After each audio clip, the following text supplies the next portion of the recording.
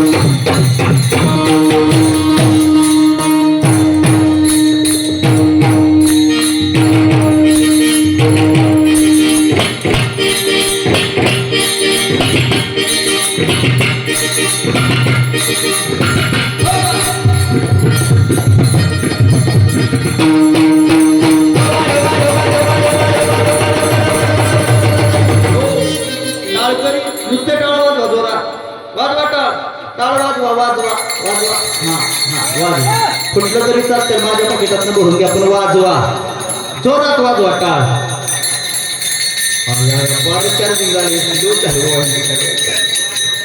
बसलेले देवाला 2 हात दिले सप्ताह चालू 3 दिवस झाले अजून ज्याच्यापर्यंत आवाज गेला नाही सप्त्याचा त्याच्यापर्यंत जाऊया वाजवा टाळी जरा जी टाळी वाजवणार महादेवाची शपथ आहे वाजवा टाळी जोरात वा वा हो पखवाज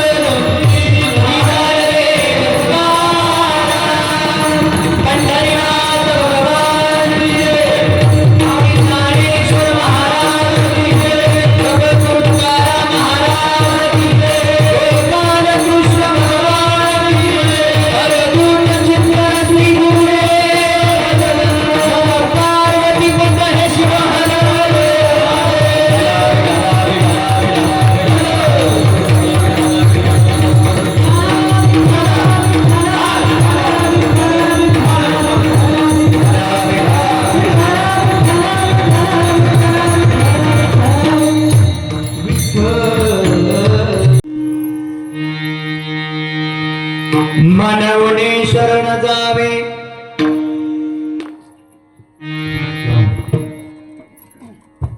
हॅलो हॅलो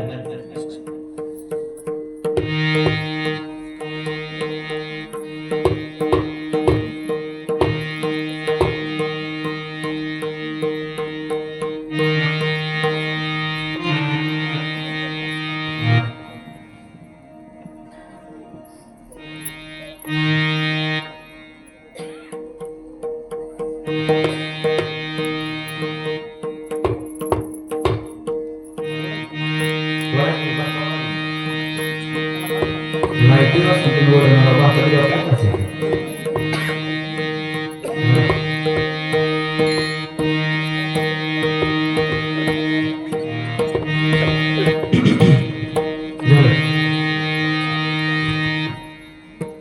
विठाला विठाला विठाला विठाला विठाला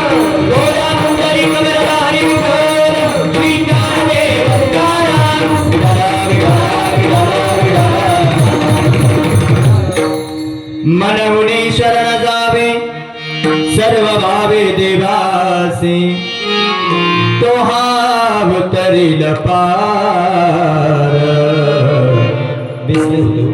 भवदुस्तर नदीचा बहु आहे करुणावंत बहु आहे करुणावंत अनंत हे नाम जा तो हाव तरील पार भवदुस्तर नदीचा तुका म्हणे साक्षी आले तुका म्हणे साक्षी आले तळे गेले प्रगट तो हा उतरेल पार भगदुस्तर नदीचा विठ्ठल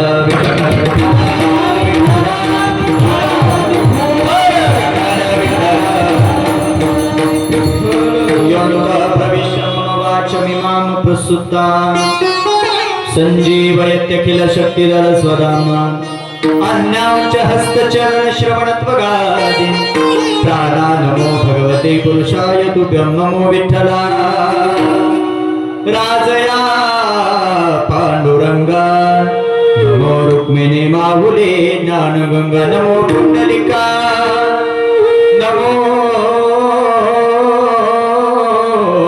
चंद्रभागा नमस्कार माझा रुक्मिणी पांडुरंगा पांडुरंगा करू प्रथम नमन दुसरे चरणा संताची त्यांच्या कपाळाने कथेचा विस्तार बाबाजी सद्गुरुदास तुका जयांचे केली स्मरण होय सकल विद्यांचे अधिकरण तेची बंधू श्री चरण श्री गुरूंचे ते नमस्कार आता जयाचा जनी जन्म नामार्थ झाला जयाने सदा वास नामात केला जयाच्या मुखी सर्वदा नाम कीर्ती नमस्कार त्या ब्रह्मचैतन्य मूर्ती जिथे ज्ञान विज्ञान संजीव होते जिथे योग विद्येस सामर्थ्य ते जिथे मानवाला मिळे मोक्ष गाता तुझ्या पाय रेषी सदा नम्र माता जोडून या कर चरणी ठेवी तो माता परसा विविनंत माझ्या पंढरीनाथा असोण स्वभाव आलो तुझी आखाया कृपा दृष्टी पाही मजकडे पंढरी राया माझी वाणी तुझे परणी गोंधळा माझी वाणी तुझे परणी गोंधळा माझी वाणी तुझे परणी गोंधळा माझी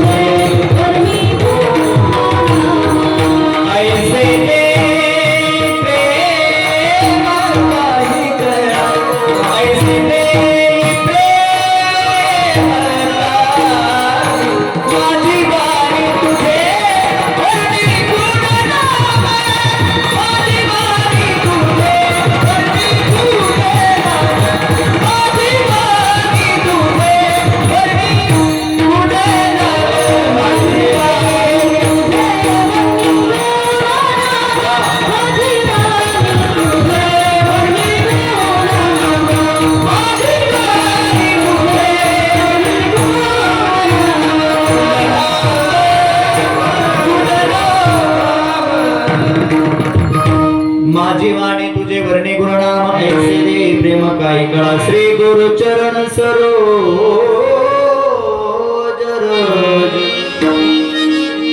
निज मन मुकुर सुधारे बरन रघुबर बिमल जसू जो दायको फलचारी बुद्धिहीन तनु जानिके सुमिरो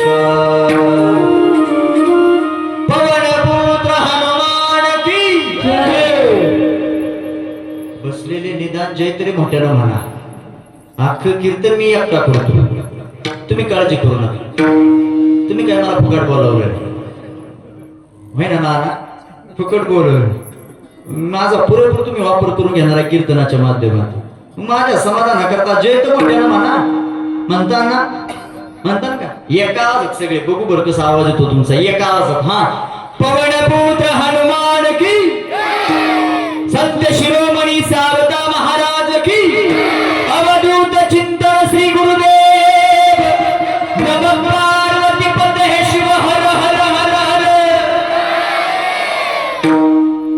मनहुनी शरण जावे, मनहुनी शरण जावे सर्व भावे देवासी, तो हा भक्त दिल पार, भवदुस्तरण देचा प्रस्तुत. प्राप्त स्थळी प्राप्त ठिकाणी सुरू असलेला हा सालावाद प्रमाणे मौजे श्री क्षेत्र पोंदकुलेवाडी या आपल्या पावन क्षेत्रामध्ये भगवान श्री पंढरीश पांडुरंग परमात्मा, भगवान श्री महादेव, रुक्मिणी आई साहेब, त्याचबरोबर भगवान श्री दत्तात्रयांच्या या सुंदर अशा प्रांगणामध्ये गेले 31 वर्ष झालं तुम्ही हे पारायण करत आहात. म्हणजे 30 वर्ष तुमची पूर्णत्वाला गेली आणि 31व्या वर्षात तुम्ही पदार्पण केलं. आणि या 31व्या वर्षातील आजची असणारी ही 3ऱ्या दिवसाची संकीर्तन सेवा आहे. अतिशय पवित्र, अतिशय गोड आणि अतिशय सुंदर वातावरण. गोड अशा कलाकारांच्या सहकार्यातून, त्यांच्या कष्टातून आणि तुम्हा सर्व गावकऱ्यांच्या परिश्रमातून सुरू असलेला हा अखंड हरिनाम सप्ताह भाग्य म्हणावं लागेल. गेल्या वर्षीपेक्षा जरा कमी माणसं वाटतात मला विसरला नाही ना. मी गेल्या वर्षी आलो होतो तुमच्या सप्त्यात, यंदा पुन्हा आलो मी, आणि पुढच्या वर्षी मी पुन्हा नाही. आपला केला इशारा जाता जाता होय ना. नानाने मला फोन केला तेव्हा सांगितलं होतं, बुवा सगळं कीर्तनकार काढलं गेल्या वर्षीचं, सगळं एक बियाला ठेवला नाही गेल्या वर्षीचा, पण तू एकटाच बोलवतोय आम्ही तुला एकट्याला. पुन्हा गावकऱ्याचं म्हणणं आलं, योच बुवा बोलवा अजून एकदा, नाही तर म्हणले आमच्यात पुन्हा प्रवेश नसतो कीर्तनकाराला एक झाल्या. मी म्हणलं बरं झालं सांगितलं, म्हणजे आपलं पुढच्या वर्षी बोलूनच यायला हवं असं. नानांचं प्रेम आहे. नाना म्हटले महाराज नाही म्हणू नका, आमच्या गावकऱ्यांचा तुमच्यावर जीव बसला, तुमचं कीर्तन गेल्या वर्षी आवडलं आमच्या लोकांना, म्हणून लोकांनी पुन्हा तुमचा कीर्तनाकरता आग्रह केला. जाऊ द्या पैशाचं, जाऊ द्या, पैसे काय कुठेही मिळत राहतील, आणि संपूर्ण गावाचं प्रेम आणि गावाकरता एखादा वक्ता गावात येत नाही, काय करायचं परमार्थ करून. नानांचा शब्द प्रमाण मानला. नानांचं म्हणजे त्यांनी बोलवले म्हणून त्यांचं नाव घेतोय, म्हणजे ते गावाच्या वतीने एकटे नाना असं का आमच्या गावाचं घेऊन नाव. जाऊ द्या, काही 2 तास नावातच घालवतो, पण तुम्ही टेन्शन म्हणजे नाराज होणार नसाल. तुमच्या सर्वांच्या साक्षीने ठेवण्याचा प्रयत्न आहे, आणि गोड वातावरणामध्ये हा कीर्तन सोहळा पूर्णत्वाला जातोय. या पवित्र कीर्तनाच्या पवित्र चिंतनाकरता निवडलेला अभंग, देहूचे सुप्रसिद्ध साधू, वैराग्याचे मूर्तिमंत पुतळे बसलेले ऐकून जा. जो वारकरी संप्रदाय आपण जगतो, पाहतो, काय लोक वारकरी संप्रदाय अनुभवत असणारे, जगत असणारे, आणि तुम्ही आम्ही ज्या वारकरी संप्रदायाकडे पवित्र दृष्ट्या पाहतो, या वारकरी संप्रदायाची स्थापना विश्व माऊली ज्ञानोबा यांनी अवघ्या 3 वर्षामध्ये घातली. म्हणून तर म्हटल्या जातं, ज्ञान देवे रचला पाया उभारिले. वारकरी संप्रदायाचा पाया माझ्या विश्व माऊली ज्ञानोबा यांनी घातला. किती वर्षामध्ये? जास्त काळ नाही लागला ज्ञानोबा हा वारकरी संप्रदाय उभा करता. 3च वर्ष बास झाली. त्या 3 वर्षात हे वारकरी संप्रदायाचं मंदिर उभा राहिलं. कानाकोपऱ्यात, महाराष्ट्रापुरता नाही, भारत देशापुरता नाही, जगाच्या कानाकोपऱ्यामध्ये जो वारकरी संप्रदाय पोहोचला, माझ्या ज्ञानोबरायांनी त्याची स्थापना 3 वर्षामध्ये, म्हणून तर ज्ञानदेव रचला. मंदिर उभं राहायला लागलो, आणि आधार देण्याचं काम पैठण निवासी शांती ब्रह्म एकनाथ महाराजांनी खांब दिला. भागवत नाथ महाराजांनी आधार दिला, आणि पोंदकुलेवाडीकर मंदिर पूर्ण झालं. कधी म्हणतो आपण? शिखर बसल्यावर नाही, शिखरावर ज्या दिवशी कळस चढवल्या जातो त्या दिवशी आपण म्हणतो आज मंदिराचं काम पूर्ण झालं. मंदिरात प्रवेश करायला मग तिथून पुढे परवानगी मिळते. मग वारकरी संप्रदायाचं हे मंदिर उभं राहिलं. अष्टादश संतांनी आधार दिला, मंदिर उभं राहिलं. मग या मंदिराच्या कलशस्थानी कुणाला विराजमान करावं, तो अधिकार काय थोडा आहे का? पण त्या अधिकाराचा एक महात्मा होऊन गेला, देहूचे सुप्रसिद्ध साधू. वैराग्य कुणाकडे असावं, कुणाकडे बघावं, वैराग्य समस्त कुणाकडे बघितल्यानंतर ते जगद्गुरु श्री तुकोबारा. तुका झाला असे कळस, भजन करा सावकाश. वारकरी संप्रदायाच्या कलशस्थानी विराजमान असणारे श्रीमंत श्री जगद्गुरु तुकोबाराय यांचा फार चरणाचा नाही, अवघ्या चार चरणाचा. याच्यावर जीवामध्ये जन्माला आल्यानंतर देवाला शरण जा का म्हणून देवाला शरण जायचं, आणि शरण गेल्यानंतर तो देव करतो काय याचं यथार्थ वर्णन करणारा अभंग आहे.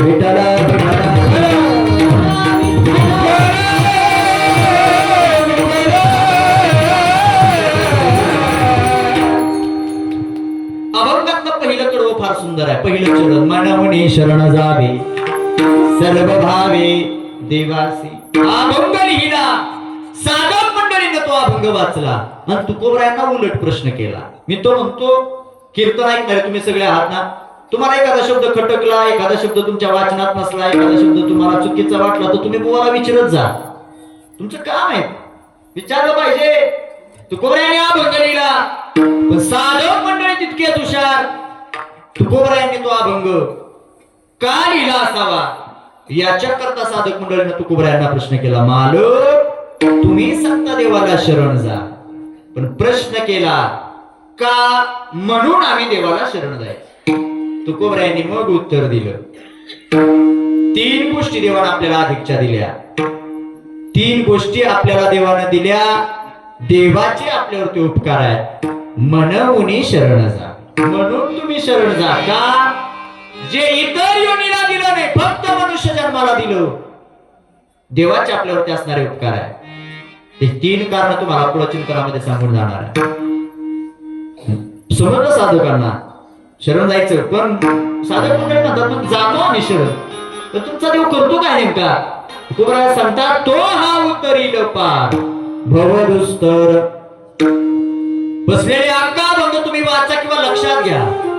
तुकोबरायांनी शरण जायला लावलं कुणाला? कळते का माझं बोलणं? कळते का बोलणं? भाषा कळते का? माझा आवाज ऐकू येतोय तो सोबत राखा राखा माझ्याकडे बघू ना. तुमचं माझं काय वैर नाही, बांधाला बांधा. मी काय पैसे मागे आले तुम्हाला? ठरल्या तेवढं नाना देतील मला, तुम्ही त्याची काळजी करू नका. हे सत्यातलं कीर्तन आहे, फुलाचं नाही. तुम्ही असं माझ्यावर फुलं टाक्यावाल्याने बसू नका, तुमच्या पाया पडतो. तासाभराचं कीर्तन करायचं, अख्ख्या गावाचं कर्ज फेडायचं असल्यावर एक तर तोंड करून बसू नका, तुमच्या पाया पडतो. बाबा हो, मी लय अवघड प्रश्न विचारला नाही, मी अभंग सांगतो त्यातला तुम्हाला प्रश्न केला. तुकोबरायाला प्रश्न, तुकोबराया विचार, साधक मंडळी तुकोबरायाला विचारतात, शरण जातो आम्ही, पण तो हा उतरीला पाहिजे हे तुम्ही आम्हाला सांगितलं. पण तुम्ही सांगता आम्हाला शरण जा, पण कुणाला? देवाला. पण अख्ख्या अभंगात कोणत्या देवाला शरण जा हे मात्र तुकोबरायांनी सांगितलेलं.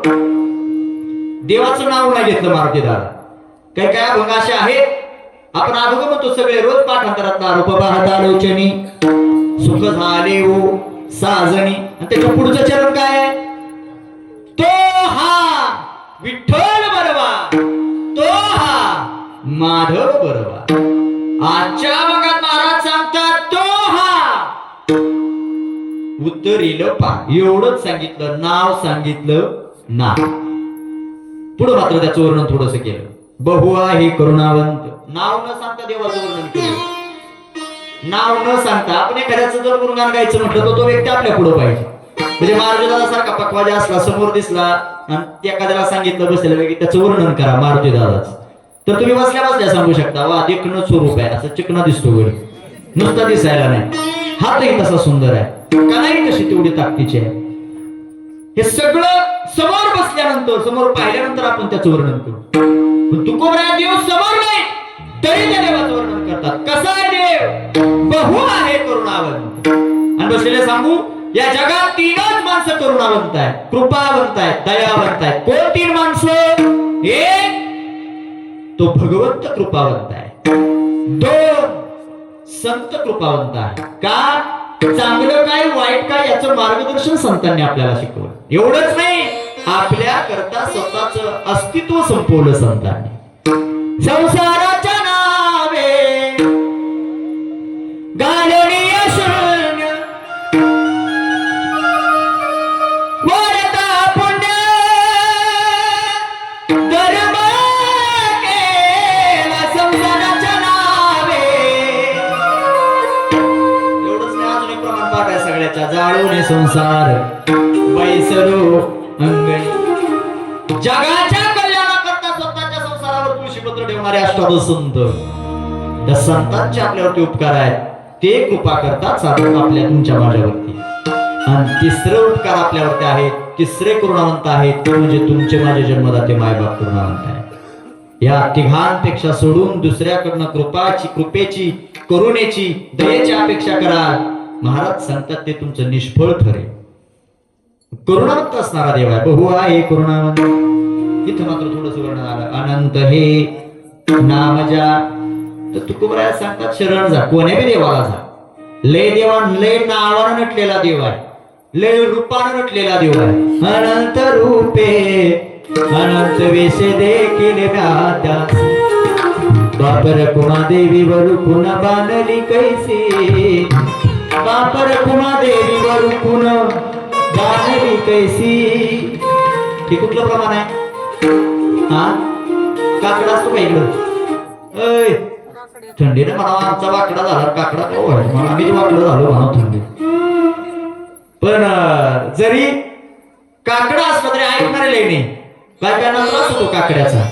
पाठ 4 वाजता माईक चालू झाला तर गावकरी मध्ये जरा आवाज कमी करा, आमची झोपमोड झाली. हा, 6 दिवसात झोपमोड होती माणसाची, ऐकू वाटत नाही माणसाला. पण त्याच्या देवाचं स्वरूपाचं वर्णन केलं. अनंत रूपे अनंत वेशे. किंवा अजून एक अभंग आहे, अवताराच्या राशी तो हा उभा विठेवरी. अवताराच्या राशीच्या राशी देवाच्या आहे. गोबराया सांगतात अनंत नावावर नटलेला देव आहे, आणि तो देव कृपावंत आहे. कृपावंत आहे मनवुनी शरण जा, म्हणून तुम्ही शरण जा. सर्व भावे देवासी. आणि शेवटच्या चरणात साधक मंडळी मालकांना विचारतात, मालक एवढं तुम्ही सांगता देवाचं वर्णन, ते तुमचा देव नेमका आहे कसा? तुकोबराया सांगतात करुणावंताचं सांगितलंच तुम्हाला आता, पण हे तुम्ही जे बोलता तुकोबराया, ते तुम्हाला काय अनुभवायला मिळालं का? काय तुम्ही सिद्ध केलं का? काय तुम्ही पाहिलं का तुमच्या डोळ्यानं? तुकोबराया सांगतात मी अनुभवाशिवाय काहीच बोलत नाही. अनुभवाने अंगा ते या जगात येत असे. मी पाहिलं तो देव कसा आहे, त्या देवानं पुन्हा करता काय काय केलं हे सगळं मी पाहिलं. तू का म्हणे साक्षी आले, मी मोठा साक्षीदार आहे त्या देवाच्या बाजूचा. आणि कोर्टात जर एखाद्या विषयी केस दाखल झाली ना, तर त्याला लय मोठा पुरावा लागतो त्याच्या बाजूचा. पुरावा नसला तर कुणाला पुरावा म्हणले बाबूला मान नाही. पुरावा नसेल तर त्याच्या बाजूने निकाल लागला जात नाही. पुरावा ठोस असेल ना, आणि तुकोबरायासारखा जर पुरावा असेल, देवाचं गुणगान यायला काय सगळे विश्वास ठेवणार ना. तुकोबराया सांगतात मी साक्षीदार आहे. तू का म्हणे मला ते अनुभवायला मिळालं, मी साक्षीदार आहे त्याचा, आणि ते या जगात येत असे. किंवा तू का म्हणे साक्षी आले, जे मला अनुभवायला मिळालं ते मी तरी केले प्रगट. तो हा भूतरील पार भवदुस्तर नदीचा विठ्ठल.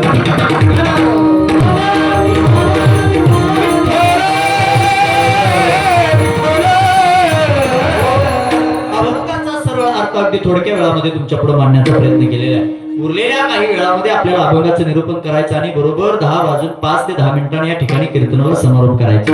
पूर्णत्वाला कीर्तन आपल्याला न्यायचं. हे राहिलेला जो थोडा वेळ आहे तो कृपा करून तुमच्या पाया पडतो. फक्त मनाचं काम करून तासभराचं माझं कीर्तन आहे का? तुकोबराया पहिला शब्द वापरला आणि प्रश्नही केला. अभंगातल्या पहिल्या चरणाला 3 प्रश्न मिळाले. का म्हणून आम्ही शरण जावं हा पहिला प्रश्न मिळाला, आणि त्याची उत्तर देताना तुकोबरायाने 3 कारणं दिली. एक, पहिलं कारण दिलं अनमोल असणारा जन्म, अनमोल असणारा हा नरदेह देवानं तुम्हा आम्हाला दिला. पैशानं नाही, मोल नाही. कसा दिला? गडी झोपला का काय? कसा दिला? फुकट दिला. कोणत्याच प्रकारचं मोल घेतलं नाही, फुकट दिला. तुकोबराया म्हणतात त्यानं दिला म्हणून तुम्ही त्याला शरण जा. नाही तर सहजासहजी मिळत नाही, लय दुर्लभ आहे. नरदेह दुर्लभ झाला नरदेह दुर्लभ झाला शतवर्षाची गणना शतवर्षाची गणना त्यामध्ये दुःख यातना त्यामध्ये दुःख यातना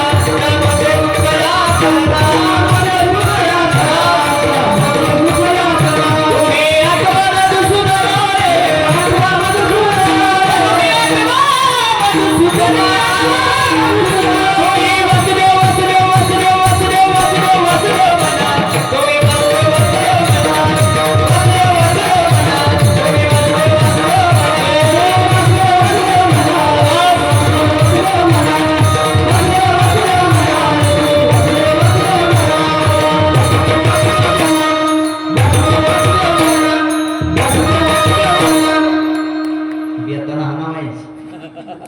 असलं वाजल्यावर तोच उठतं झाड उठलं मग मला पळता थोडं होईल आपल्या गावाला जास्त वाजवताना हळूच वाजवायचा बाबा दुसऱ्या चाली किती बी वाजवा पण हे वाजवताना जरा माफात वाजवा वासुदेव वासुदेव म्हणा का दुर्लभ असणारा जन्म नरदेह किती दुर्लभ 84 लक्ष येऊन फिरायला लागतात आणि मग माणसाचा जन्म मिळतो तेही पाप आणि पुण्य याची बेरीज केल्या जाते आणि तो मग आपल्याला मिळतो तुकोबराय म्हणतात एवढा दुर्लभ असणारा मनुष्य जन्म आपल्याला सहज दिला देवा लय उपकार देवाचे आपल्याला काही केलं तरी त्यांच्या उपकारातून उतराय होते मग या देहाचं सार्थक करतात पण आपलं तसं नाही आपल्याला फुकाट मिळाला आणि आपली एक मन आहे बाबा फुकाटचं मिळालं की किंमत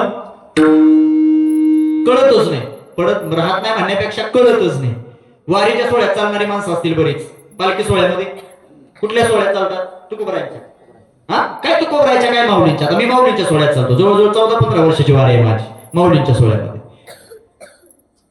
आळंदीवरून माऊली निघाले की सासवड पर्यंत येतात घाटवर चढून सासवड मध्ये दिंडी आली आळंदी पासून सासवड पर्यंत ते वाटणाराची संख्या लय असते वाटणारे म्हणजे कोण पाणी बाटली वाट कोण फराळ वाट कोण खायला वाट आणि मग तिथं लाईनीच्या लाईनीच असतात ते फुकट असतं ना लाईनीच्या लाईनी काय काय नुसतं मज्जा म्हणून वारीला येतात तिथं देव भजन बिजन काय ते दोघं जण असतात दोघांच्या पडशा खांद्या आपलं ती जिथं जागा दिसलं 2 घास मिळाले की पडला की चाललाच कुणाचा तसला एक बांगटा वारकरी त्या लाईनीत उभा राहिला लाईन कशाची होती पाण्याच्या बाटलीची तहान तर नव्हती पण कशी मिळत होती हा म्हणजे आता तुमचं माझं मिळालं जुळलं फुकट मिळालं लाईनीत उभा राहिला तहान नव्हती त्याला मोठ्या रांगेत आला नंबर आला पाण्याची बाटली घेतली त्यानं तहान नव्हती म्हणून एकच घोट पाणी पिला आणि राहिलेली बाटली हा तुम्हाला लयच अनुभव दिसतो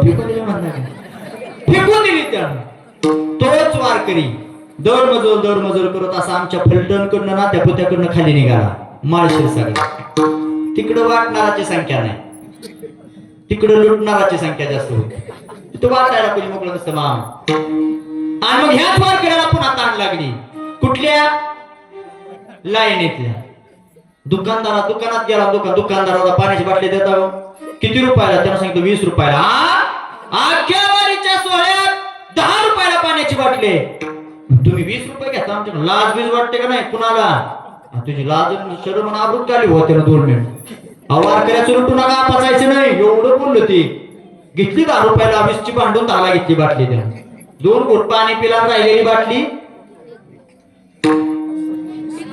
आता नाही टाकून दिली आता पिशीत ठेवली हा पंढरपुरापर्यंत जाऊस तोर बाटली वापरली त्यानं जोडीदार म्हणला का पाणी संपलं कशाला ठेवली ते म्हणले असू दे सकाळच्याला कामाला येईल म्हणजे जे वारी करत आपल्याला कळलं बरोबर जे करतो त्याला सगळं कळलं हा सकाळच्याला काम होतं त्याला टाकून नाही दिली का नाही टाकू दिली बाटली तर तीच आहे सासवड मध्ये मिळालेली पाण्याची बाटली आहे माळशिरसात विकत घेतलेली सुद्धा पाण्याचीच बाटली आहे संपलं पाणी तरी टाकून नाही दिली का विकत घेतली फुकट मिळाली होती किंमत कळाली नाही विकत घेतली बाटलीचं संपेपर्यंत अस्तित्व त्यानं ती बाटली वापरली हे आपलं बी तसंच आहे हे फुकट मिळालं याची किंमत कळते माणसाला 32 पैकी 2 पडले 32. आलं लक्षात? 2 कामगारांना साथ सोडली. ते म्हणलं त्या कामगाराशिवाय मिळत लागत नाही. पुढचे 2 पडले, शोध गेला चेहऱ्याचा सगळा. मग ते 2 पडले काय सशावानी दिसायला ते सगळं मिळत ना. ते मला खाल्लं तर डायरेक्ट नरड्यात जातं. चावायचं ना, गेलो डॉक्टर दातच व्हायचे. किती किंमत? डॉक्टरनं सांगितलं एका दाताचे 17,000. हा त्यानं तर कपाळावर सांगून घेतलं. त्यानं बसल्या बसल्या हिशोब लावला. 70 दुने 34. तो म्हणला 2 दाताची जर 34,000 किंमत असेल, आठ गडी केवढ्यात पडते? चक्र झाले हो त्याला. तर हिशोब करायला सोडून. आणि मग दवाखान्यात गेल्यावर त्याला कळालं एकाची 17,000 आहे, 2ची 32,000, 70 दुने 34,000 किंमत झाली. त्याच्या लक्षात आलं जर योग्य ठिकाणी त्याचा वापर केला असता तर टिकले असते. चुकीच्या ठिकाणी वापर करायला गेलो मग मत म्हणला अजिबात माळ घातलेली बरं. का? रक्कम मोजावी लागली, पैसे मोजावे लागले. म्हणून सांगू तुम्हाला, हा मिळालेला देह फुकट मिळाला आपल्याला, नाही पैसे मोजावे लागले. तुकोबराय म्हणतात मग फुकट ज्यानं दिलं, ज्याचे आपल्यावरती उपकार आहे त्याची परतफेड माणसानं उपकारानं करावी.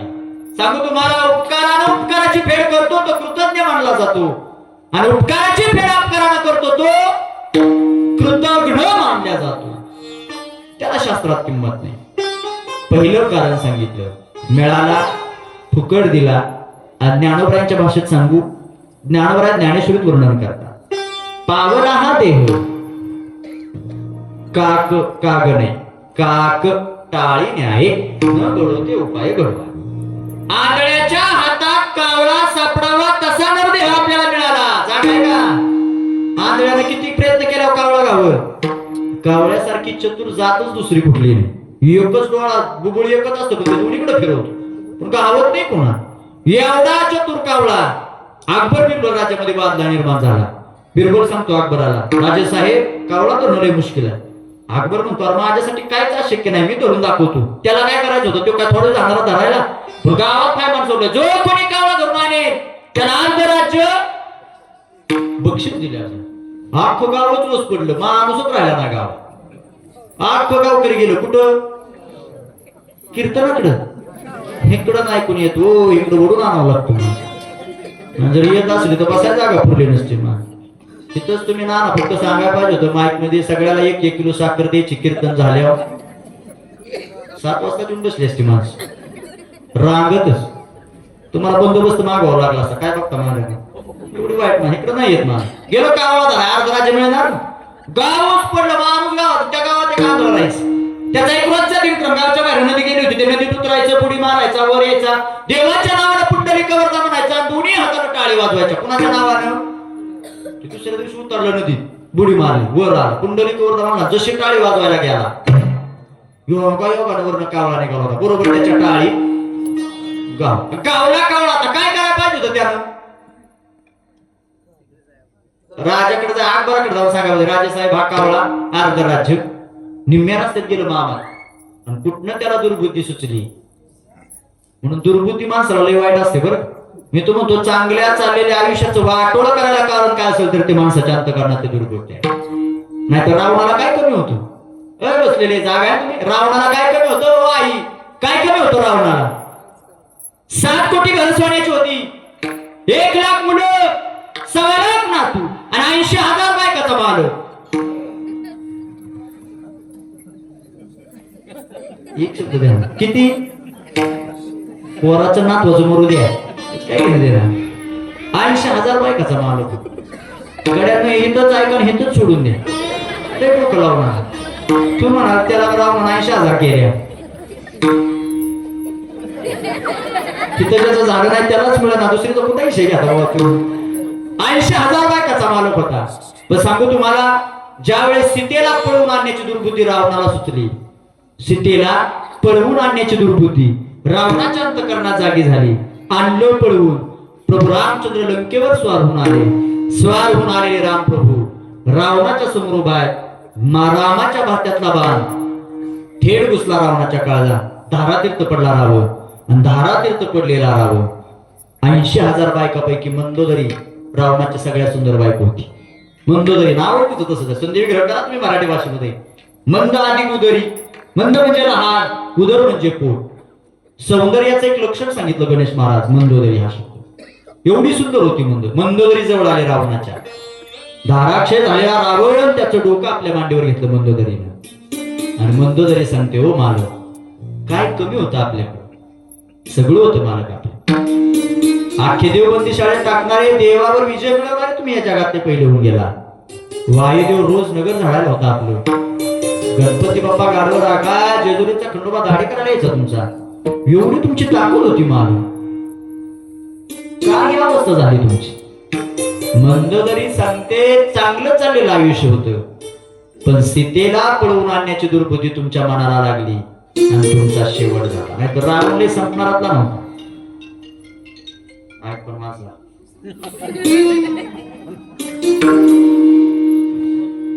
उची लोगों की उची पसंत. मला ती बदल ना पिवळं पडलं मला. दुसरा पण असतो त्याच्यात वाद होता तुम्ही काही वेळ चालू. काय सांगत होतो तिथे सायलेंट करा तुमचा. रावण सांगत होतो, दाराक्ष झालेला रावण. मंदोदरी सांगते, सीतेला पळवून आणण्याची दुर्बुद्धी सुचली. संपला रावण. का संपला? एका दुर्बुद्धीमुळे रावणाचा क्षय झाला. म्हणून कधी दुर्बुद्धी सुचू द्यायची नाही. त्या आंधळ्याला दुर्बुद्धी सुचली. आंधळ ही सर्वांना काय गोष्टीतला आंधळ ते कावळा कावळी हा त्याला दुर्बुद्धी सुचली. ही पूर्ण भारी कीर्तन आहे. ती मागची सगळी तरुण मंडळी आहेत ना आमची, वा वा सुंदर कीर्तन आहे.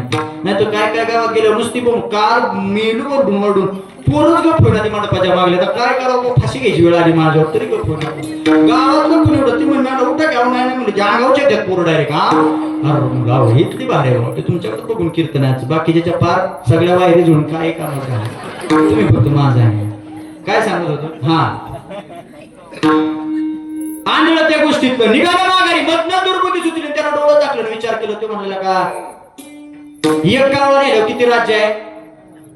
हा अर्ध. आणि जर दोन नेलं तर अकबराच्या नंबरात गादी आपलाच नंबर लागला. निम्यातनं माघारी फिरलं गणेश महाराज. जसं फिरलं येता येता ते स्वतःच्या मनाला बोलते, याला मला गावलं येड. पुंदकुलेवाडी म्हणजे ना नाही ना ते गाव पार येडा म्हणा. असं कुठं जंगलात जाऊन कावळा गावतोय? कावळा धरणं किती सोपं. नदीत तर उतरायचं, बुडीत तर मारायची, वरत यायचं. कुंडली म्हणलं टाळे वाजवले की काय गावतो? गावतो ना. काय तुम्ही विहोय म्हणताय तुझ्या? त्याला वाटलं ना तसं त्याचा भ्रम झाला. ते निम्म्या रस्त्यात ना माघारी आला. हातातला कावळा सोडला नाही. असा बघलेला झाला. उतरला नदीत, बुडी मारली, वर आला. पुंडलिक वरदा म्हणून जसा टाळी वाजवायला गेला तसा टाळीत कावळा गावला का गेला? फक्त गेला. विनोद म्हणून ऐकू नका, सारांश लक्षात घ्या. आंधळ्याला पहिल्यांदा कावळा मिळाला. किती प्रयत्न केले त्यानं? काहीच नाही, पण त्याला सापडला. आता मला तुम्ही सांगा, हा नरदेह आपल्याला मिळाला, आपण काय प्रयत्न केले? काहीच नाही, पण आपल्याला मिळाला. फक्त आंधळ्याला कावळ्याची किंमत कळाली नाही, तशी आपल्याला या देहाची किंमत कळाली नाही. असंही नाही म्हणता येणार. किंमत तर माहिती होती आंधळ्याला. अर्ध राज्य मिळणार आहे त्याची किंमत आहे का कावळ्याची? पण त्यातनं त्याला दुर्बुद्धी सुचली. म्हणून चांगलं दिलेलं आयुष्य आहे, तरी दुर्बुद्धीत घालवायचं नाही. ज्ञानोबा सांगता दिला ना त्यानं आपल्याला, तुकोबरा सांगता दिला ना, त्याचे आपल्यावरती उपकार आहे. म्हणून शरण जावी त्याचे उपकार आहे. दुसरं कारण सांगितलं, इतर पशुयोनींना जे ज्ञान नाही ते ज्ञान देवानं आपल्याला अधिकच दिलं. हा हे ज्ञान दुसरीकडे नाही. आणि हे ज्ञान नाही कुठे. याच देही घडी देवाचे भोजन, हे ज्ञान दुसऱ्याला नाही. आणि तिसरं कारण सांगितलं, दिलेलं ज्ञान योग्य ठिकाणी वापरण्याची बुद्धी देवानं आपल्याला अधिकची दिली. म्हणून हरिपाठात माऊली म्हणतात, बुद्धीचे वैभव अन्य नाही दुजे, एकाकेश्वराजे. बुद्धी अधिकची दुसऱ्याला नाही, आपल्यालाच दिली. या तीन कारणाचा एकत्रित संमेलन केलं तर या तीन कारणावरून एकच सारांश लक्षात येतो. जन्म दिला, ज्ञान दिलं दिलेलं ज्ञान योग्य ठिकाणी वापरण्याची बुद्धी दिली तुकोबाराया सांगतात किंबक केवळ केवळ का होईना पण या 3 कारणामुळे तुम्ही देवाला शरण जा अभंगाच्या पहिल्या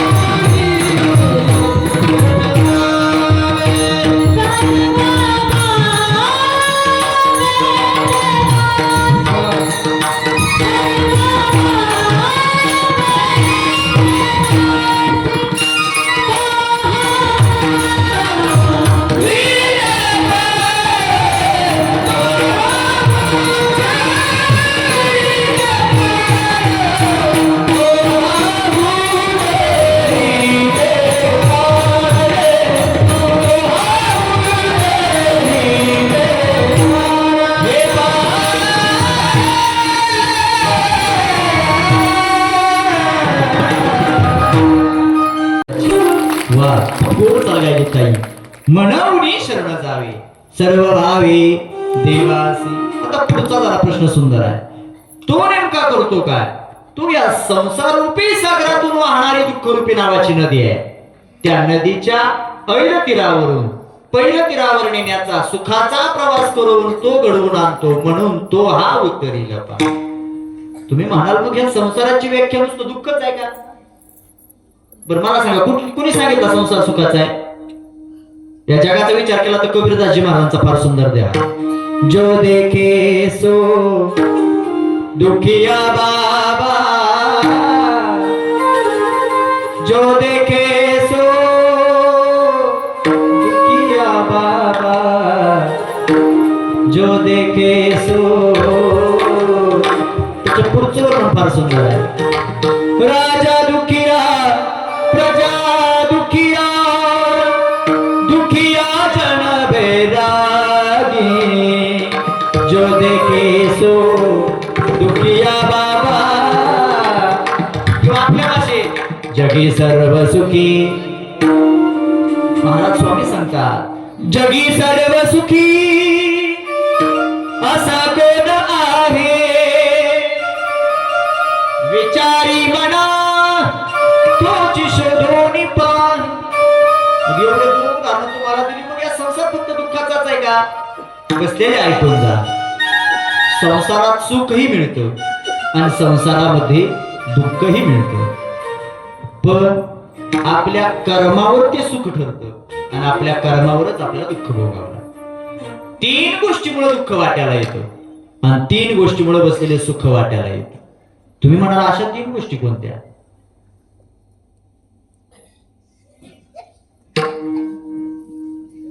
या माघारी परत पाटील माघारी या. 3 गोष्टी कोणत्या? एक, आता सुखाच्या गोष्टी मी तुम्हाला सांगणार नाही. तुम्ही म्हणाल का सुखामध्ये माणसाला देवाचं स्मरण होत नाही. माणसाला देव आठवतो कधी? दुःख वाट्याला आलं की माणसाला देवाचं स्मरण होतं. चांगल्या काळात माणसाला देव आठवत नाही, स्मरण होत नाही. आपल्याला वाईट वेळ येऊ द्या, माणूस लगेच देवाच्या दारात जातो, देवाला शरण जातो आणि देवाला सांगतो देवा एवढ्या संकटातनं साकडं घालतो तुला फक्त बाहेर का. म्हणून चांगल्या काळात मला सांगणार नाही, पण ज्या कारणामुळे दुःख वाट्याला येतं ती 3 कारण घरी घेऊन जा. एक, अपसव्य बोलणं आलं. अपसव्य म्हणजे आपल्या भाषेत चुकीचं बोलणं आलं की दुःख वाट्याला. म्हणून बोलताना सुद्धा विचार करून बोलावं. बस एक सुविचार आहे बघा, मी बोलून विचार करण्यापेक्षा विचार करून माणसानं बोललं पाहिजे. चांगलं बोलणं असेल सुखच प्राप्ती होणार. चुकीचं बोलला नको माऊली तर म्हणता साच आणि मवा. मिथुले परिरसा शब्द जैसे कल्लोळ अमृताचे. बोलावं माणसानं काय देव सोडून माणसानं दुसरं बोलायचं. बोलण्याची नाही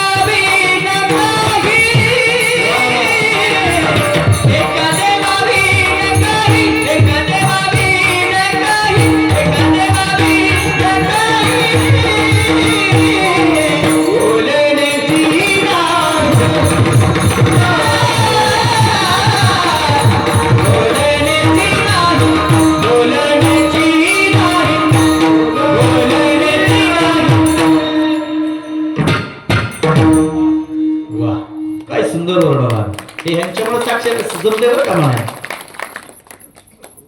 बोलण्याची नाही असं गणेश बसा राहिले 20 मिनिट राहिले बसा.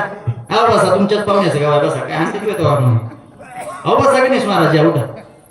एक गोड मृदंग वादक आहेत आमचे गणेश महाराज.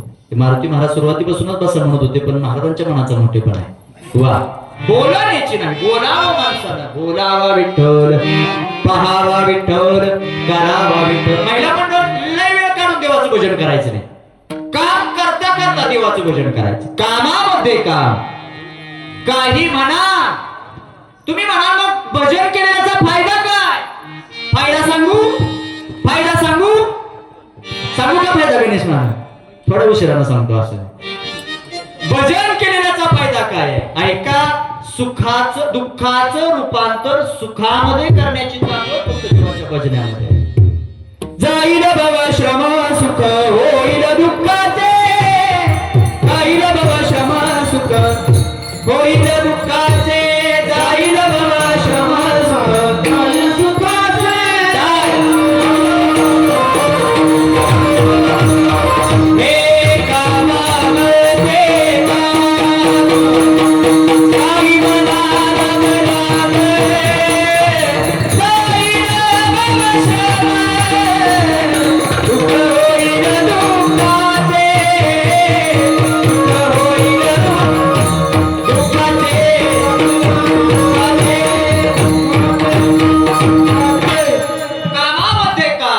काही म्हणा राम राम फायदा काय होईल. जाईल भवश्रम सुख होईल दुःखाचे.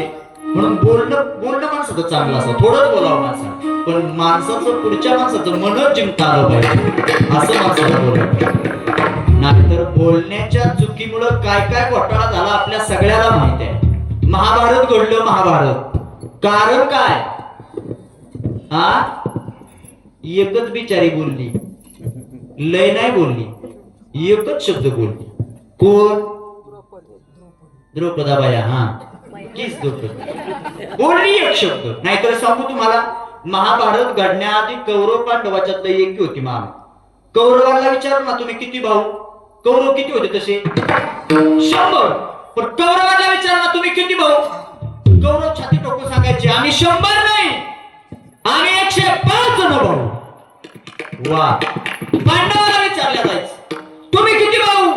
पांडव म्हणायचे आम्ही 105 जण. ज्या वेळेस दुःशासनाला गंधर्व घेऊन निघाला त्यावेळेस युधिष्ठिरानं सांगितलं ए तार्जुना अरे उठ. आपल्या 105 जणांपैकी दुःशासनाला घेऊन निघाला तो गंधर्व माघारी आणावा लागेल त्याला. गांडीव धनुष्य अर्जुनानं हातात घेतला. त्यात गंधर्व बरोबर युद्ध केलं. जिंकला अर्जुन आणि दुःशासनाला माघारी घेऊन. एवढं प्रेम होतं कौरव पांडवाच्या. तुम्ही म्हणाल एवढं प्रेम होतं मग युद्ध ते महाभारत घडलं कशामुळे सांगूनच जातो आता आले योगायोगाने. तुमच्या लक्षात तरी राहील माझ्या कीर्तनात काही गोष्टी. मय नावाचा दानव होता महाभारतामध्ये.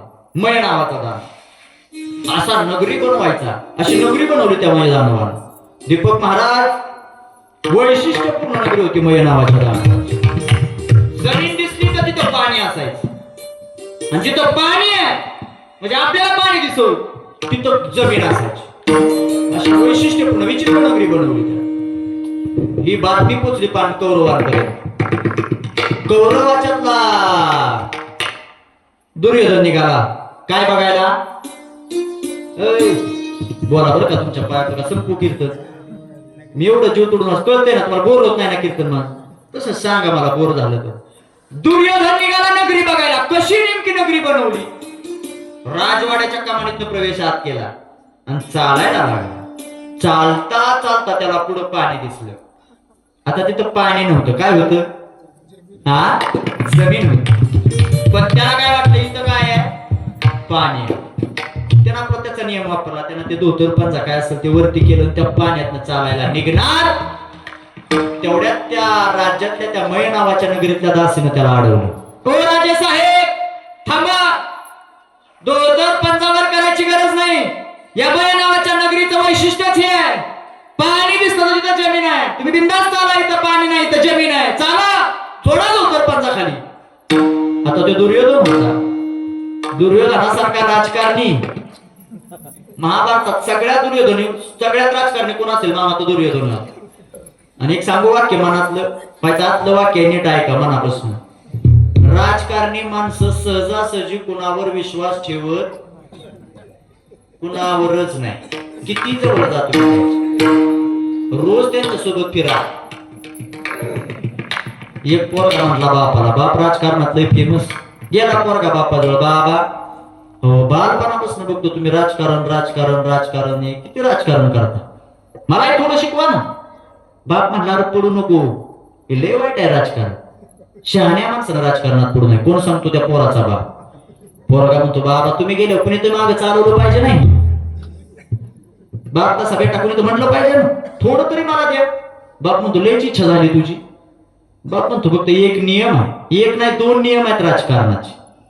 पहिला नियम सांगतो बाप पोरा, काय हे पोरा राजकारण शिकायचं ना तुला. मग माझं एक वाक्य आहे, राजकारणात पहिला आणि महत्वाचा मुद्दा आहे आपला स्वतःच्या बापावर सुद्धा विश्वास ठेवायचा. कुणी शिकवलं, जागा आहे का जाऊ ना. बाप पण तो पोराला बापावर सुद्धा विश्वास ठेवायचा नाही तर तू राजकारण खेळू शकतो. बापानं परीक्षा घ्यायची ठरवली पोराची. दुसऱ्या दिवशी पोरग बोलवून घेतली. 4 मजली बिल्डिंग होती. बापानं बाप पोराला सांगतो, हे पोरा जा चौथ्या मजल्यावर राजकारण शिकायचं तुला, जा चौथ्या मजल्यावर जा.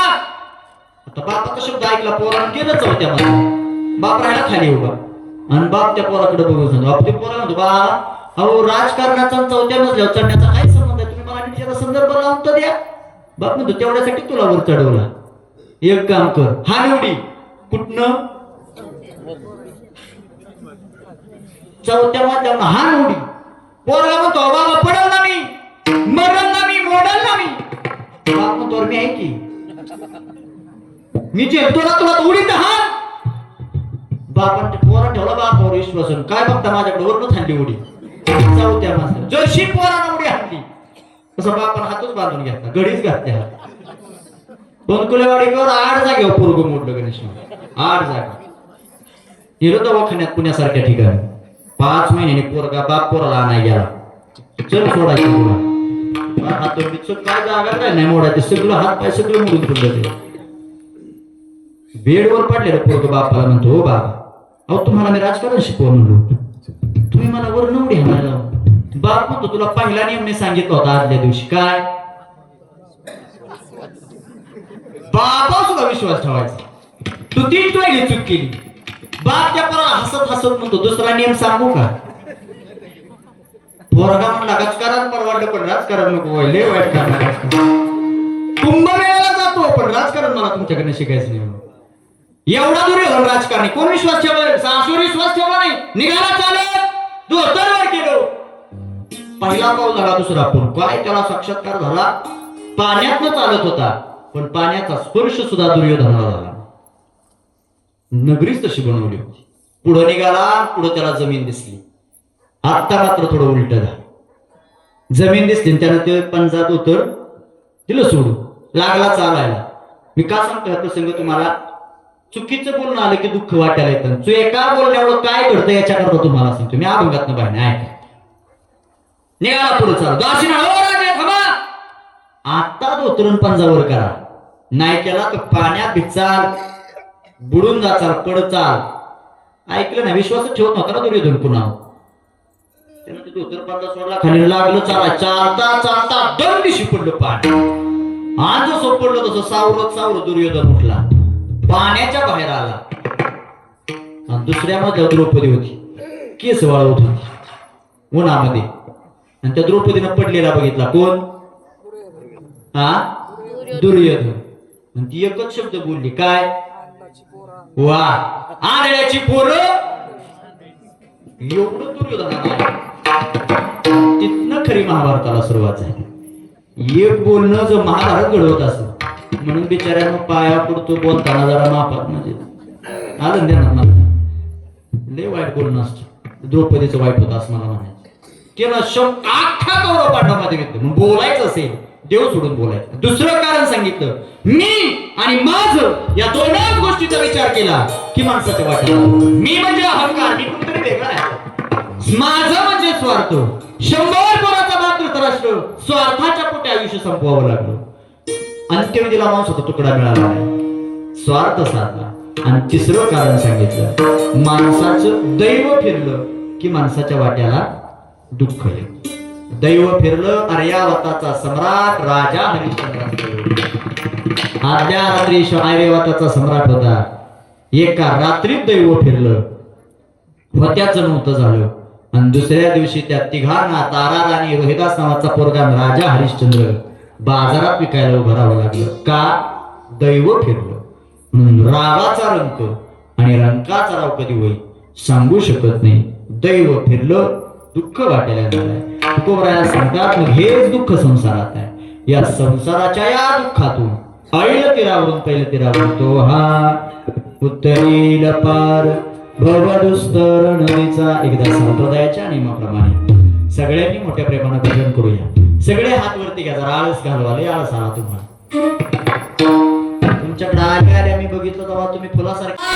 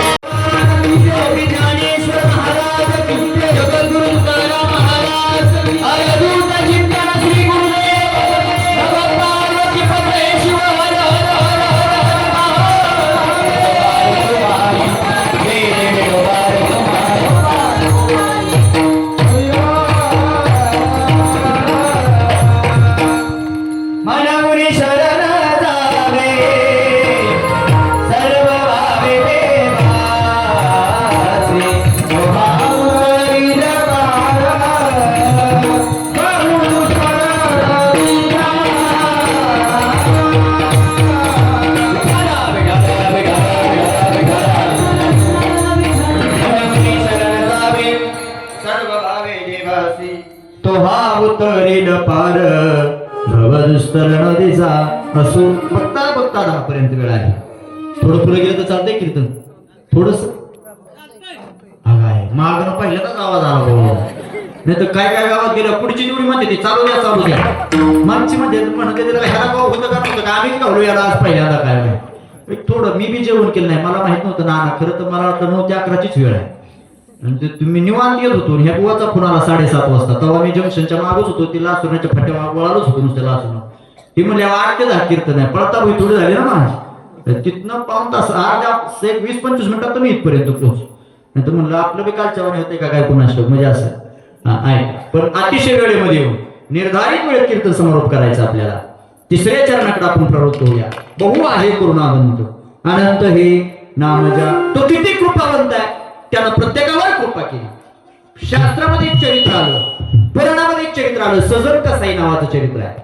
फार सुंदर वर्णन आलं. सजन कसाया विकुलागे माणूस माळ्यासा भत्यास लागे. समर्पतीला ती देव कृपा करतो. पुन्हा सगळ्यात याचं सावतोबरायाने काय केलं. कांदा मुळा भाजी कांदा मुळा भाजी अवघी मिठाई माझी अवघी मिठाई माझी. समर्पण देवाला हृदयामध्ये स्थान मिळालं. कुणाच्या सावतोबरायांच्या हृदयामध्ये भगवंताला विराजमान व्हावं लागलं. देवाला नाही सावतोबरायांना नाही देवाला भीक मागावी लागली. कुणाच्या पुढं सावता महाराजांच्या पुढं. मला लपण्याकरता जागा दे म्हणावं लागलं. काय कर्तृत्व असेल माझ्या महाराजांचं. ते सजन कसाई नावाचं एक चरित्र आलं. त्या चरित्राचा सारांश पाहिला तर ते कर्माचं फळ त्यामध्ये माझे महाराज सांगतात. जगन्नाथपुरीची यात्रा होती. निघाले माझे सजन कसाई महाराज. दर मजल करत दिंडीच्या दिंडीमध्ये सहभागी. आता एक दिंडी 16 जातो. तुमच्या इथून तुकोबरायांचा जात असेल जवळपासून नाही जात. हा महाराजांचा 16 जात. आता कसं झालं. दिंडी प्रमुखांना सगळी सोय करायची वारकऱ्यांची. तंबू असेल पंगत असेल जेवण खाणं सगळं राहणं खाणं. पण पूर्वी तसं नाही. पूर्वी एखाद्या गावात दिंडी मुक्कामी थांबला महाराजांचा की मग गावातले माणसं यायचे असे 4-4 2-2 वारकरी आपापल्या घरी जेवण झोपणं असेल हे सगळं बघण्याकरता एका गावात मुक्काम पडला. आणि त्या गावात एक साधक माझ्या सजन महाराजांजवळ आला. महाराज माझ्या घरी येतात. मी तुमच्या राहणे मी गरीब आहे हो. 2-4 वारकरी नाही पण तुमच्या एकट्याची सोय मी चांगल्या पद्धतीने करू शकतो. घेतलं सोबत घेतलं. 10 वाजले. थांबा संपू बाबा 10 वाजले. मी आधी त्यासाठी चांगलं घड्याळ घेतलंय कंपनीचं. फास्ट ट्रॅक फास्ट काय आहे कंपनी. आम्ही आपण चांगली घेतली. कळायला पाहिजे ना वेळ मला बी लांब जाऊ नये म्हणून. संपतो 5 मिनिटं खाली घेत संपतो म्हणून तुमच्याकडून आधी विचारून घेतलं. नाही तर मला लई हाऊस नाही. सकाळी एक करून आलोय. आता उद्या सकाळ पुन्हा मला शिरवळला जायची. त्यामुळे तरी पण एक तुम्ही एवढं सुंदर ऐकताय म्हणून तुमच्याकडे समोर जात. तो साधक आला. त्यानं हात जोडले. चला ना माझ्या घरी. माझी लई गरीबी परिस्थिती आहे पण माझी इच्छा आहे एका वारकऱ्याला माझ्या घरी स्नेह भोजनाला नाही. नेलो त्यानं. सजन महाराजांनी मान्य केलं. गेलो होतं त्याच्या घरी. सजन महाराज गेले. दिवसभर चालून कंटाळलेले सजन महाराज जेवणाचं ताट पुढं आलं. अनेक सांगू का बसलेले तुम्हाला. भूक लागलेला माणूस ताटात काय हे बघत नाही. भूक लागलेला माणूस ताटात काय पदार्थ आहे हे पाहत नाही. कधी एकदा तृप्तीची ढेकर देतो हे त्याची वाट बघत असतो. आणि कंटाळलेला माणूस झोपण्याचं ठिकाण बिछाना कधी बघत नाही. म्हणजे एक म्हण आहे बघा. नींद ना भूक ना मागे चबाना आणि नींद ना मागे बिछाना. भूक लागलेला माणूस काय खायला मी त्याच्याकडे बघत नाही. फक्त तो जेवणाचं काम करतो. ते कष्ट केलेल्या माणसाला ते सहन होतं. ते कळतं सगळं. कष्ट केलेली माणसं संध्याकाळी कधी झोपून जातात कळत नाही. काय काय बिचारा नुसत्या टीव्ही पुढे असं दिवसभर. संध्याकाळची मालिका होगली की दिवसभर मालिकेच्या टीव्हीच्या पण उठायचं. एकूण बिचारे रातचा भाग सकाळ बघू. दिवसभर रिमोट हातात खाली पडत नाही. बोट खायला लागले काय काय रिमोटची बटन दाबून. ती बिचारी मालक घरी आल्यावर म्हणते मुझे नींद नाही मुझे चैन नाही. तू कांदे लावायला जा तुला नींद बी तुला भूक बी कष्ट राहिले नाही. सजन महाराजांना भूक लागली. हे कष्टाला कंटाळलेले सजन खाल्ल्याबरोबर पडले. पडल्याबरोबर झोप लागली. रात्रीच्या 1 वाजता त्या साधकाची त्या ज्यानं घरी आणलो त्याची पत्नी जागी झाली. आणि जागी झालेली पत्नी त्या सजन महाराजाच्या जवळ आली. देखणं स्वरूप होतं माझ्या सजन महाराजाचं. पाहिल्या बरोबर तिच्या अंतःकरणातली काम वासना जागी झाली गणेश महाराज. आणि ती व्यक्त झाली सजन महाराजाजवळ. सजन महाराज सांगतात, आम्ही विष्णुदास तैसे नव्हे, जगन्नाथपुरीच्या यात्रेला निघालो. हे पाप कर्म माझ्या हातून करून दिले, नाही जमणार. सजन महाराजांनी एक वाक्य सुंदर वापरलं, जी स्त्री स्वतःचा मालक जिवंत असताना, स्वतःचा मालक हयातीत असताना परपुरुषाकडे वाईट नजरेने बघते, तिची पतिव्रता त्याच ठिकाणी बंद होते. तिला पतिव्रतेचा कोणता अधिकार प्राप्त होत नाही, राहत नाही. ती पतिव्रता म्हणून आयुष्यात व्यवहारात मानल्या जात नाही. तिची वाईट नजर सजन महाराजावर पडली. सजन महाराज तुझे मालक जागी झोपले आणि एवढी वाईट वासना तुझ्या अंतःकरणात जागी झालीच कशी? तू स्त्री नाही, तुला स्त्रीत्वच मान्य नाही तुझं. स्त्री ती बाई म्हणते, तुम्हाला माझ्या मालकाची अडचण आहे का? काय पाऊल उचललं त्या बाईनं? त्या मालकाची माझी अडचण आहे ना तुम्हाला? आज त्या खोलीत गेली, कोयता घेऊन आली, त्या झोपलेल्या त्या आपल्या मालकाचं शिर झाडाच्या वेगळं करून टाक. स्त्री विचारते सजन महाराजाला, आता काय प्रॉब्लेम आहे तुम्हाला? माझ्या मालकाची अडचण होती, संपवलं ना त्याला एका मिनिटात, आता काय अडचण आहे?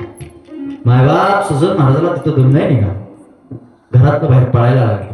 जी स्त्री आपल्या आपल्या वासना पूर्ण करण्याकरता आपल्या स्वतःच्या मालकाचा बळी घेऊ शकते, ती स्त्री कोणत्याही स्थळाला जाऊ शकते. निघाले बाहेर, पण ही न विचार केला.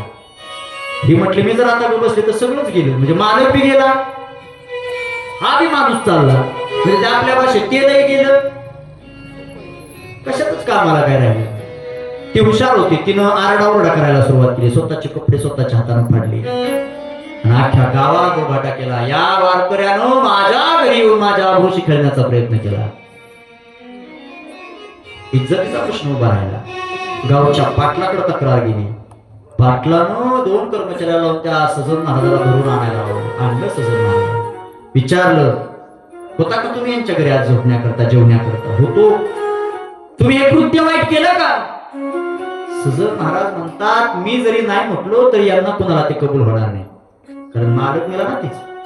ती स्वतः कशी मालक, कुणाचा विषय, कपडे स्वतःचे फाडले ना, कसा विश्वास बसेल कुणाला? कबूल झाले, हो मीच गुन्हा केला.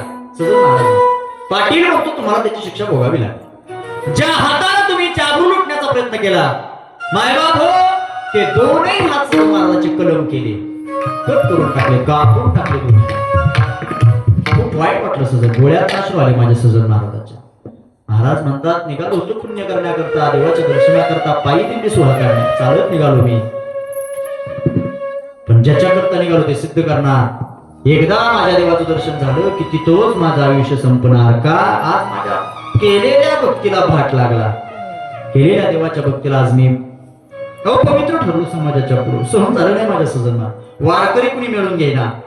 निघाली दिंडी पुढच्या गावाला, सगळे माग ढकलायला लागले. जा, तुम्ही गुन्हा केला, एका स्त्रीच्या लुटण्याचा प्रयत्न करता, जा, तुम्हाला वारीत चालण्याचा अधिकार नाही. सगळ्यांनी माग टाळ दिला नाही कुणी वाजवायला. जगन्नाथपुरीच्या अलीकडच्या गावात मुक्काम पडला. माझा देव जागा झाला. देवाने हे सगळं पाहिलं होतं.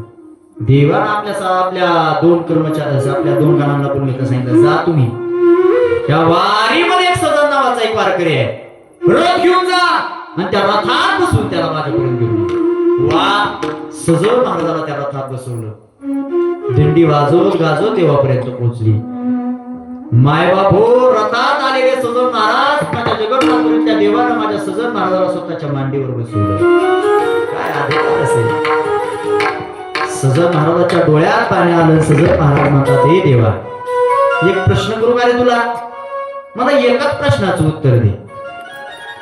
हात कलम करायला लावणाराही तूच आहे, हात माझे कलम करायला कारण तूच आहे, आणि मला तुझ्या मांडीवर बसायला लावतो याला तुला कारण तूच आहे. हे का असं?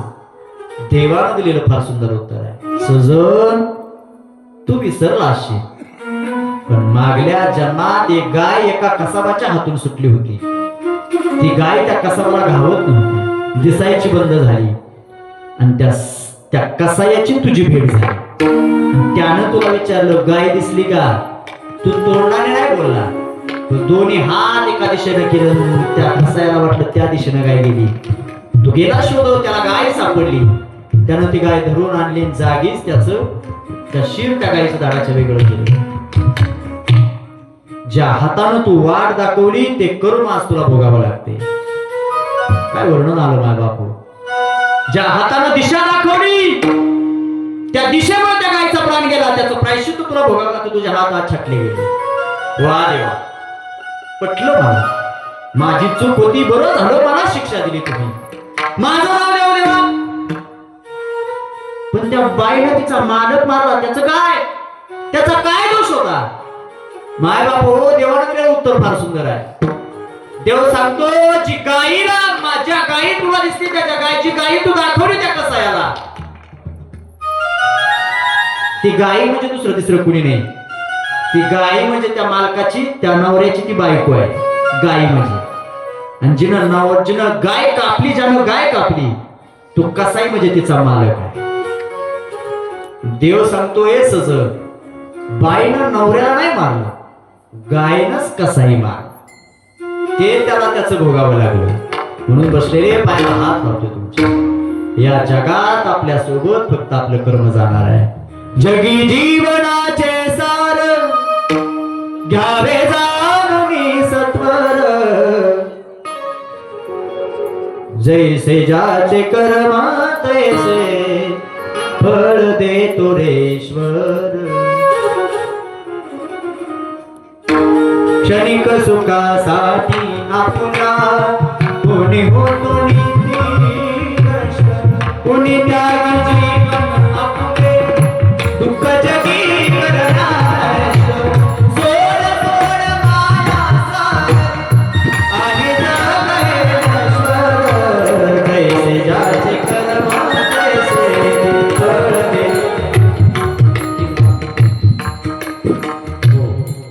जगात फक्त कर्म आपल्या ते चांगलं ठेवा. कोणतीच वाईट वेळ आपल्याला नाहीच वाईट वेळ देवाला कधी दिसते.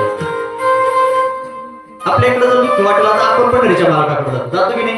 देवा वाचवया तू, कुठलाही आपणच्या देवाला आपली असेल. खाटूश्यामबा बनावाचे देव होऊन गेले. राजस्थान मधला देव आहे खाटूश्यामबा. तिथला भक्त अडचणीत आला आणि त्याने विनंती केली कुणाला? खाटूश्यामबा बनावाच्या देवाला. त्याचा अवतार सांगितला. काय वर्णन आलं त्याचं? अंधेरों की नगरी से कैसे मैं पार जाऊं, शाम अब लेने आजा. फार सुंदर म्हणून अजून एकदा नीट ऐका. जर ऐकलं तर तुम्हाला लई गोड वाटेल ऐकायला. हो, अंधेरों की नगरी से कैसे मैं पार जाऊं, शाम अब लेने आजा. हौसला ना जाऊं, हो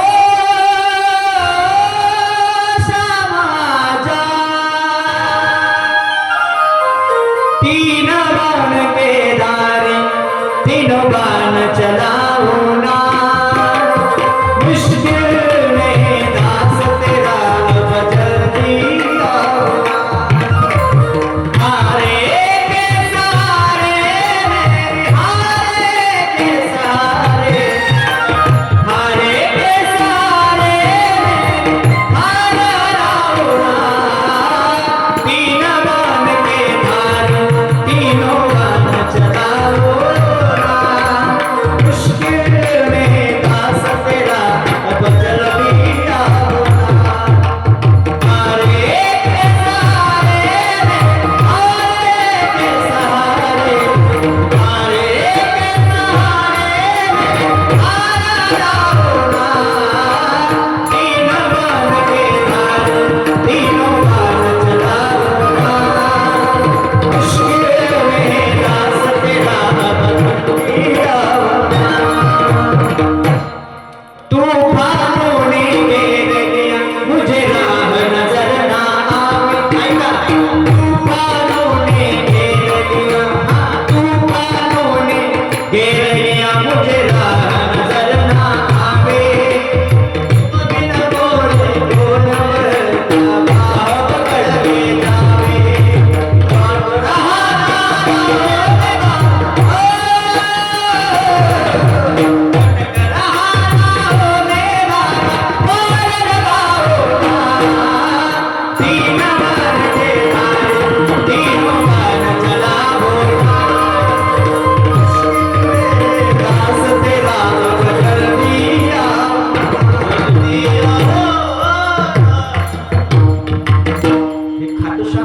भजन आहे राजस्थान. दुःख वाटलं की माणूस जातो. ऐका, आपल्या वाट्यात दुःख जावंच वाटत असेल तर आपण सगळे मिळून एकदा संप्रदायाच्या नियमाप्रमाणे माझ्या पांडुरंगाचं भजन करूया. ज्ञानेश्वर माऊलींचं भजन.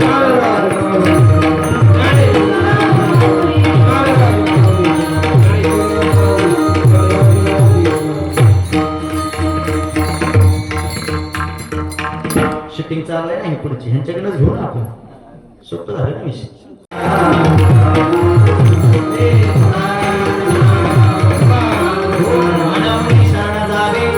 सर्व भावे देवासनी भाव करेल पार नदीचा असो. बोलण्याच्या योगामध्ये तुमच्या सगळ्याचे मी 15 मिनिटं जास्तीचे घेतले. तुमच्या सगळ्याची मनापासून माफी मागतो. जे काही बरोबर आलं असेल ते माझ्या गुरुवर यांचा कृपा प्रसाद आहे. जे काही चुकीत असेल ते अल्पशाब्दीचा दोष आहे. या पवित्र गोड अशा कीर्तना करता ज्यांच्यामुळे हे कीर्तन सुंदर पद्धतीने शेवटापर्यंत गेलं ते सगळेच गुणीजन गायक वादक मंडळी या ठिकाणी उपस्थित आहेत. त्यामध्ये आपल्या गावाला लाभलेले एक आपल्या सर्वांचं लाडकं व्यक्तिमत्व मृदंग क्षेत्रामध्ये ज्यांचं खूप मोठं नाव आहे ते आदरणीय आमचे मारुती महाराज पुढे आहेत. वा महाराजांकरता त्याचबरोबर आपल्या इंदापूर तालुक्याचं भूषण आहे, पुणे जिल्ह्याचं वैभव आहे आणि एक मृदंग क्षेत्रामध्ये खूप मोठं नाव ज्यांचं आज कमी वयामध्ये ज्यांनी कमवलं. लय आमचं नाही व्यक्तिमत्व गणेश महाराज जगताप म्हणजे तुमच्या बोरी काजळ बोरी नावचं गाव तिथले आमचे गणेश महाराज जगताप. लय परिश्रम घेतले या पोरांना. लहानपणापासून आम्ही सोबत आहे. आज 20 ते 25 ते 40 विद्यार्थी शिक्षण घेतात. वारकरी शिक्षण संस्था ज्ञानेश्री वारकरी शिक्षण संस्था स्थापन केली. 40 विद्यार्थ्यांना आपल्यापासून ज्ञान त्यांच्यापर्यंत पोहोचवण्याकरता या माणसाची धडपड आहे. या कमी वयात जर एवढं देव आपल्याकडनं करून घेत असेल गणेश महाराज लय देवाचे आपले उपयोग करायचा. म्हणून गणेश महाराज तुम्ही एका फोनवर मीच फोन केला होता का म्हणून वाजवण्याकरता नाही, सोबत कुणीतरी असावं म्हणण्यापेक्षा माझं थोडं वेगळं म्हणजे थोडं माझ्या गाडीचा थोडासा प्रॉब्लेम झाला येता येता. ते एसीच बंद म्हणजे कुलिंग व्हायचं बंद झालं. ह्यांची थोडी ओळख होती म्हणून त्यांना तिथपर्यंत घेऊन गेले. ते माघारी निघाली. मी म्हटलं चला आता आलाय तर चला माझ्या बरोबर. तिथं सगळे आपलीच माणसं आहेत. गणेश महाराज तुम्ही मोठे मनाचा मोठेपणा करून आला. तुमच्या मनात तुमचं मनापासून आभार मानतो. हे सिंतमुळे तर कीर्तन सगळ्यात सुंदर झालं. वा म्हणजे दीपक महाराज पवार गोड आवाज आहे आणि गोड सिंतही वाजवतात महाराजांकरता. आणि सगळ्यात ज्येष्ठ असणारे आम्हाला आमचे टकले मामा अशोक मामा. वा मामा म्हणजे चुकी सांगणारे मामा आहे. एखादी चूक जर आहे की मामावरून फोन करून सांगतात पोरा इथं चुकला बदल करावा लागतो तुला. वा एवढ्या मोठ्या मनाचे मामा आमच्या कीर्तनात आहे. आदरणीय ज्यांचं श्री दत्त जयंती निमित्त ज्यांचं उत्कृष्ट असं कीर्तन सोहळा या ठिकाणी संपन्न होणार आहे त्या आदरणीय आमच्या भगिनी रोहिणीताई जाधव. वा महाराज तुम्ही कीर्तन सोहळा सार केली तुमचं मनापासून. बाकीचे सगळेच आमचे व्याळीकर भजनी मंडळ आहे. विसरली व्याळीकर मंडळी आम्हाला पण असू द्या जाऊ द्या. व्याळीकर मंडळी सगळे स्टार्ट करी तुमच्या दर्शनाचा वेळेला काय हसरागडे ना चौकदार म्हणजे खतरनाक नाही हसणं. ते म्हणायचे बुवाजी जेवा कीर्तन करू द्या कधी बी चालू करू पण पोटाचं बघा तुम्ही आधीच असं मारचाल बेचा चालू केल्यावर कीर्तन पण थांबा तसं एवढी ताकद अजून गेलेली आहे. पण आमचे गोडदार आमचे चौकदार तुमचं मनापासून तुम्ही हे जरा नागर ना घागरगाव हा घागरगावचे आमचे दादा आहेत. विनेकरी बाबा तुमचं म्हणा ज्यांनी माझा छोटासा आवाज तुमच्यापर्यंत मोठा करून पोहोचवला. दादा काय नाव आहे तुमचं? हा सिकंदर दादा ना. वा सिकंदर दादा तुम्ही गोड आवाज केला तिला तुमचं मनापासून आभार मानतो. झाले का सगळे सौजन्य नाही ना कोणाचं? सौजन्याच्या कीर्तनात नाही तर सांगा त्यांचं महत्वाचं नाव आहे. उगर राहिलं गेलं म्हणजे ते म्हणाला का मी बोलावलं माझं नाव राहिलं कशाला वटी भरायचं काम त्यांच्याकडे एक तर खेळ चालला म्हणजे काय करतो. हा गाववाले सगळ्याच नाव घेत नाही पण सगळ्याला एकत्रच आभार मानतो. फक्त जाताना नीटनेटकी वटी भरा. हा बरं बसले तुझ्या ओळखीच तेवढी नावं घेतली. आम्ही नसतो तर हा पुन्हा जर कार्यक्रम तुम्हाला पाहायचा असेल बघती माझ्या वयामान माझ्या ध्यानात नव्हतं काय कळत नाही. पुन्हा जर हा कार्यक्रम तुम्हाला युट्यूबच्या माध्यमातून मीडियाच्या माध्यमातून बघायचा असेल तर युट्यूब वरती भक्तियोग नावाचं युट्यूब चॅनल आहे. ते आमचे सर्व आमचे दादा 2 तास इथं सेवा करतात. गोड ज्यांनी हे शूटिंग केलं यांच्या चॅनेलला सबस्क्राईब करा, लाईक करा आणि शेअर करायला विसरू नका. बरोबर आहे. जाहिरात केली आता तुम्हीच मला जाता जाता आपलं काहीतरी ही सबस्क्राईबर वाढले गोड किती वा लय स्वभाव गोड आहे माणसाचा आहे. बरीच कीर्तन यांनी माझे शूट केलेले आहे. आमचे दादा तुमच्या दर्शनाचा योगाला बसले म्हणते का तुझ्या ओळखी स्टुडिओ नाव घेतली आम्ही नसतो तर पुन्हा पुढं म्हणून प्रभू तुम्ही महिषाची आकृती मी तो तुला महिला म्हणतो माझा एखाद्या शब्दानं तुमच्या एखादीचा अर्थ करून दुखावला असेल तर तुमचंच लेकरू म्हणून माफ करा. जिला 2 पोरं आहेत तिनं 3रा पोरगा म्हणून माफ करा. जिला 1 आहे तिनं 2रा म्हणून माफ करा. आणि जिला कुणीच नाही तिनं 7-12 घेऊन तुम्हाला 2 तास 12 बोला जाता जाता आमच्या 7-12 नावल्या आला वैर असे एकूण एक पोरग म्हणून माफ करा. पण ऐका तुमच्या सर्वांचं इथून दर्शन घेतो आणि शेवटी तुकोबराया सांगतात काय